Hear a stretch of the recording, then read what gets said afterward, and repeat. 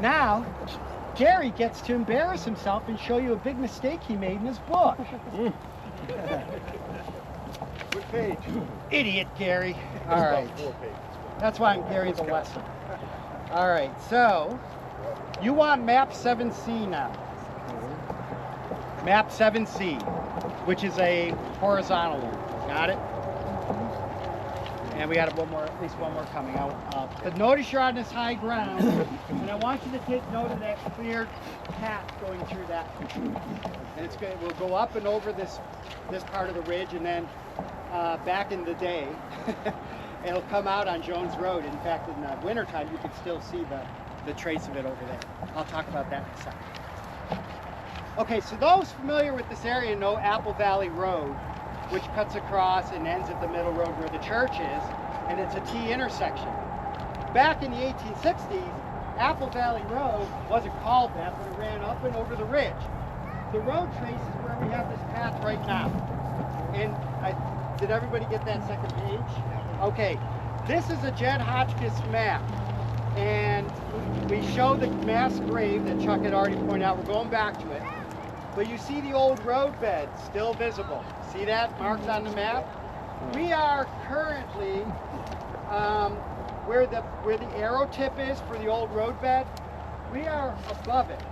Okay, we're basically where this kind of where that icon is, where it's showing that icon. That's kind of where we are right now. It's high ground. Now, dumb Gary back then, obviously you're going to put your artillery on the high ground. On my map, you'll see I've got the artillery on the other side of the road. Wrong. It's up here. Okay? No doubt about it. All right? In fact, he's got 4 guns. They're 12-pounders, meaning they fire a 12-pound round. They're facing angled toward Pritchard's Hill, and they're almost just about a mile from this height to that height, and yet they're still effectively hitting. 12-pounder. You know, that's 1,752 yards, and it's about the max of their range, but apparently it's very effective. The guns would normally, if it was by specifics, it would be 14 yards apart between each gun. So just imagine between the 4 guns, the 2 end ones, and another 30 yards of guns in between them. So, you know, they cover about 40 yards end to end. So they start about here and go up to there. And he had a lot of artillerists with him that day. He mentions, I think he had 90 or 88. He had 88 officers and men around these guns. The road bed, as you see on the Hotchkiss map, you see it on our side of the road. You see that zigzagging fence line, Virginia rail fence, right? Looks great, right? The other side was stone wall. Stone wall. There's another Hotchkiss sketch that shows it beautifully. And then there's an artist for Frank Leslie's illustrated newspaper who shows the wall as well. That would be on the southern end, and I hope down the road that we could actually do what they did over at Rose Hill with a small reconstructed part of it, because there will be a regiment behind it. The 21st Virginia, which had assisted the 27th, commanded by one of the 7 Patton brothers who fought in the Civil War, John M. Patton, brother of George S., the grandfather of the World War II general who was killed, brother of Tazewell, who was killed at Gettysburg, mortally wounded at Gettysburg. He survives. Patton's going to resign in August because he's down to 128 pounds. He's just ravaged by illness and GI problems. But he will bring his regiment. He has a great day here. Without orders, he will move 500 yards and put a lot of his regiment, maybe half of it, I would say maybe up to 150 officers and men. He'll put them at that stone wall, and they'll be actually sitting on that fence, firing away at the regiment coming up through the wood line. That regiment, where you see the blue sign, is the 84th Pennsylvania under William Gray Murray. And Murray is left from Pritchard's Hill, crossed over the middle road, ascended Sandy Ridge. This was all open ground. So now you can see what's happening to him. He's getting hit by the artillery men who probably have lowered the elevation screw and they're trying to play into his ranks. I don't think that's going to be very effective. The Irish battalion is shifted in this direction and is hitting them on this flank, and the 21st Virginia over there is hitting them on the other flank. Murray comes up here with 8 companies. We'll talk about Company I at our next stop, but the 8 companies could have been 9. Company I is still at Winchester, and they're 1 company short. They only have 255 officers and men. It's a Confederate-sized regiment, right? And they pulled up here, and he is the first one doing the job, going for the guns. But you can see the harrowing experience he is dealing with. Within 20 minutes, over a third of his command is melted away. Over 80 men killed and wounded. Murray's own horse that he came up with is shot out from under him, and it hobbles to the rear. It's still alive, and it hobbles to the rear. And Murray, right about where the blue sign is, turns to his adjutant, the only other officer, the regimental officer around. He'll end up writing the report 20 years later. And he says, "We must charge or we must retreat. By God, we won't retreat."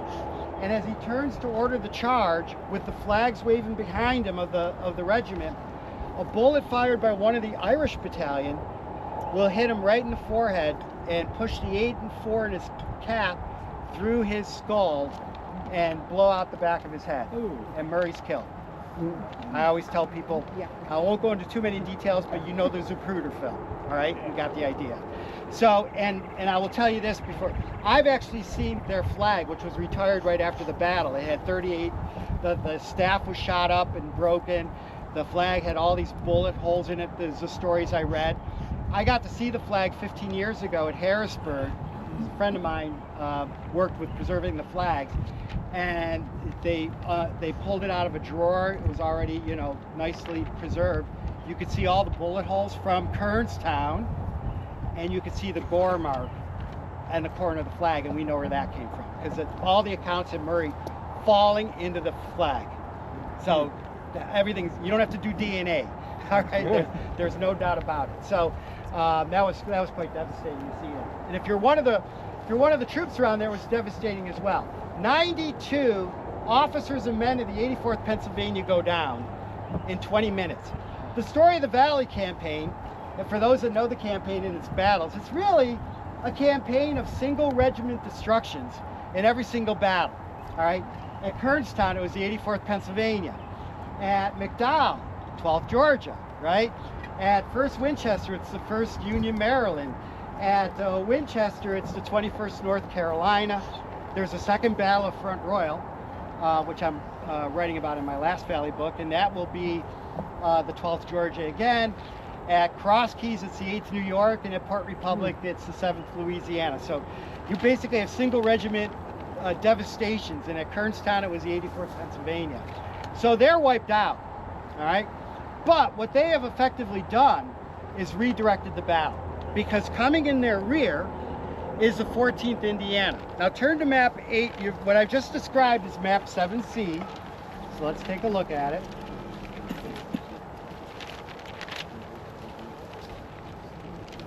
All right, you see the remnants of the 84th Pennsylvania. We are essentially where the word Waters is for the battery. Excuse me, not Waters. We are where Waters battery should have been. We are companies. We're where you see the words companies of the Irish battalion. You see the word companies. That's kind of where we are now, facing toward the 84th, which was annihilated. You see the 21st Virginia behind the stone wall over there. You got that orientation right? Kind of see that?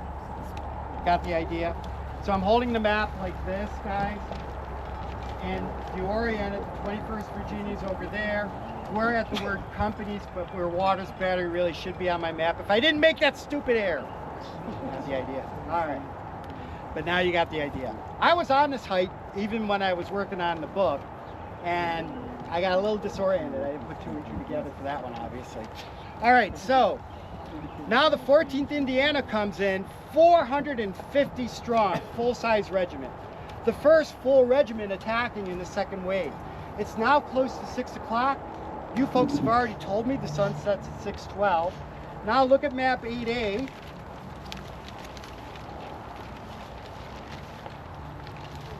And right now, we are in the ground between where I have Waters guns and where I have the icon for the 5th Ohio Companies.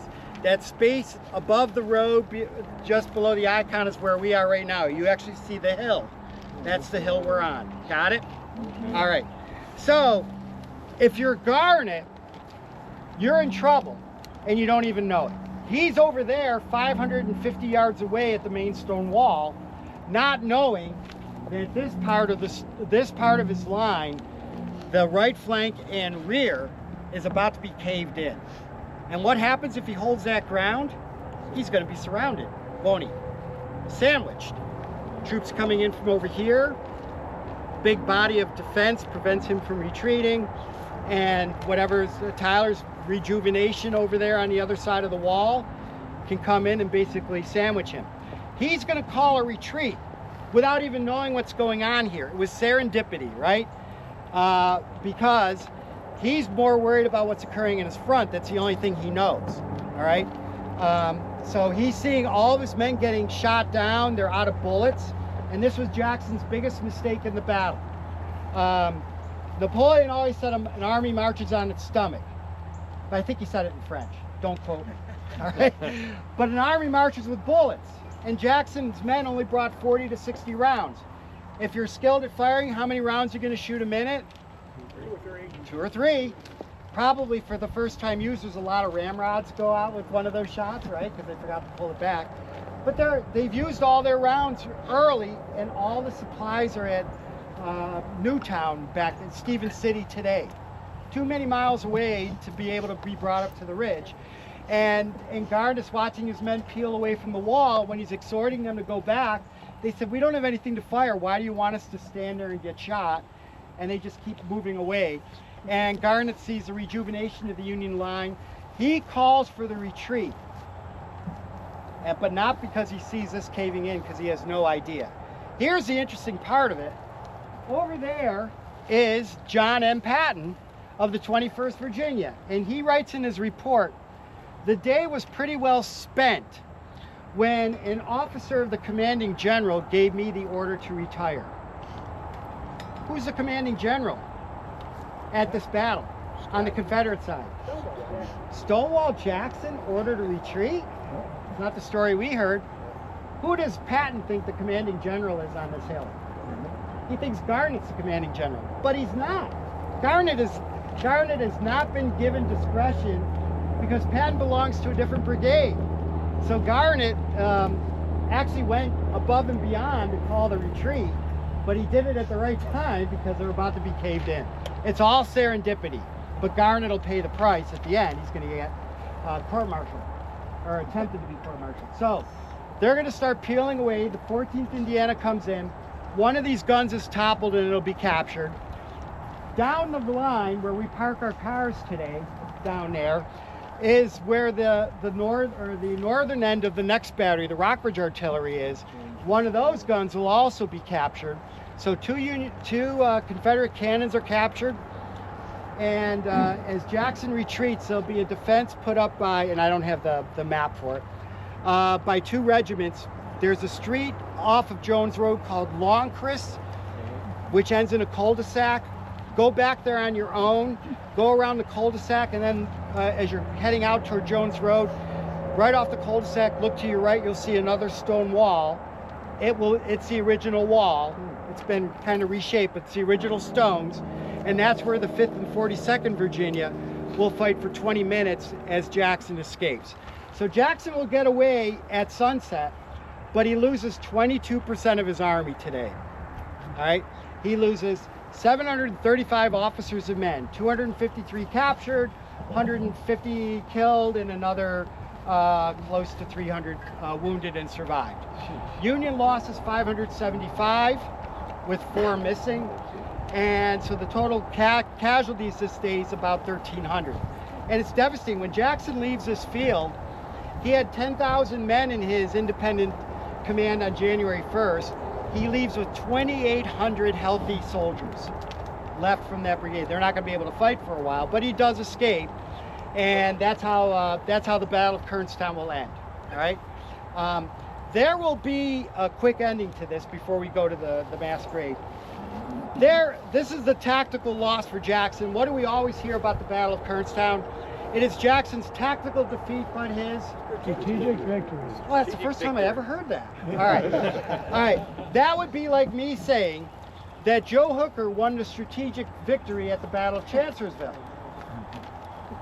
What are you going with, Gary? Here's why. Because even though he lost the battle, he took out Stonewall Jackson, Robert E. Lee's right arm, forced Lee to divide his 2 corps into 3 corps with an inexperienced corps commander, and gave Lee the false invincibility on the offensive to carry this into Pennsylvania, which met him at reality met him at Gettysburg, right? Now all that happened, but why can't I call that Hooker's strategic victory? It's a stretch. He didn't plan it. He didn't plan for that to happen. It's happenstance. All right. So what happened after Kernstown was that Shields, who's wounded at the George Seaver's house, which still stands on the corner of Stewart and Boscawen Street, he writes that he called all the shots from his sickbed and defeated a reinforced opponent, including Longstreet. All right. So gave this crazy idea that there are a lot of troops in the valley. Lincoln's, the War Department overreacts to it and starts flooding the valley with reinforcements that normally would have gone to McClellan. It's temporary. Some of them will go to the Mountain Department, like Blenker's men. Others will return back to Washington and join McClellan. But temporarily, it's the spark that ignites the Valley campaign. And it does benefit the Confederacy, but Jackson didn't plan that, so it's not his strategic victory. It does have a strategic gain by happenstance for the Confederacy, but don't lose sight of the fact that the Union also gained a huge strategic outcome, because why were they defending here? The B&O Railroad. Had Jackson won this area, he would have tore up that railroad again, and the B&O is safe again, and it is in running all those boxcars from the Ohio River Valley essentially to Washington again. All right, and that's how it ends. Any questions about the battle? We're here. You were mentioning about the 3-to-1. How did that come into play? All right. Thanks for reminding me, because I brought a part of it. In other words, we defied military doctrine, right? Kimball doesn't even barely has 2-to-1, and Jackson's dislodged. And again, I could do that silly, planned it that way. What was when I have the 8th Ohio hitting here, and then the 67th, and then the 5th, and the 84th? That looks like on echelon, right? Because it happened at different time periods. And it did happen that way, but it wasn't planned. Okay? All 3 of those regiments left at the same time, and they just happened to hit at different spots. It just gave you that effect. So Kimball didn't plan that, but it was a great call by Kimball to go for broke and go for these batteries, right? So the real problem is where you started, where I stretched you out at the stone wall. How many guys were over there? Over 10 times your number were on that part of the stone wall, including some companies of the 4th Virginia. Whose job is it to move those? Remember I said there's only drop shots. After that 10-minute thing at 4 o'clock, they spent the rest of the day down there. What are you supposed to do if you're the commanding general? If you're heavily pressed here and you only have a little bit of infantry, you move unengaged troops on the interior line. That's your advantage of an interior line. They don't move. Whose job was it to move them? Right, because Garnett that's Fulkerson's brigade. Garnett is not in charge of it. All right, so Jackson tactically handled his troops very poorly to stay. He had the momentum, he lost the momentum, he tries to hold on. And my final remark before we go to the gravesite is that Jackson knew he was in trouble, even before the battle ended. Because at about 5 o'clock, as the second wave of assailants are coming in, he is appropriately, as a division commander, where he should be. He's back there somewhere, all right? I don't want my division commander in the frontline troops, right? He's just got to have enough staff help to help him there. And Jackson has fewer staff help at Kernstown as a division commander than he did at 1st Manassas as a brigade commander, believe it or not, all right? So he doesn't have a lot of staff help. But he sends his trusted aide, Sandy Pendleton, was a teenager and was at UVA, genius that he was, doing double duty as a lot of things. But mathematics will not be one of them, because he sends Sandy to this spot before the attack occurs, and he wants him to count up the Union troops. Now, how do you count up the number of Union troops facing you? What was then really open ground? You count flags, right? Flags, and it gives you a number of the regiment. Well, Pendleton goes back, and he gives Jackson the number. Remember how many troops I said that Union had? They had 6,000 troops overall, everywhere, 7,000 counting cavalry and artillery, only, and 5,000 are even engaged. The other two, there are two 500-men regiments that don't fire a gun, that stay way off at the other end, on the other side of Route 11, that don't even get engaged. So Pendleton goes back, and Jackson maybe didn't even believe the word 10,000 when Pendleton told him how many troops were there. But I have a feeling that he's already come to the conclusion that he wasn't going to win this battle, and he's good. And at that point, he's going to try to hold on to withdraw safely under the cover of darkness, and that's not even going to work for him. But before that even happens, his response to Pendleton is really telling, because it's something he never had to say before, and it's something that he never will have to say again. Say nothing about it, Jackson told Pendleton. We are in for it. Sounds like a good book title, don't you think? And indeed he was. That's what happened at Kernstown. All right, let's go to back to the masquerade.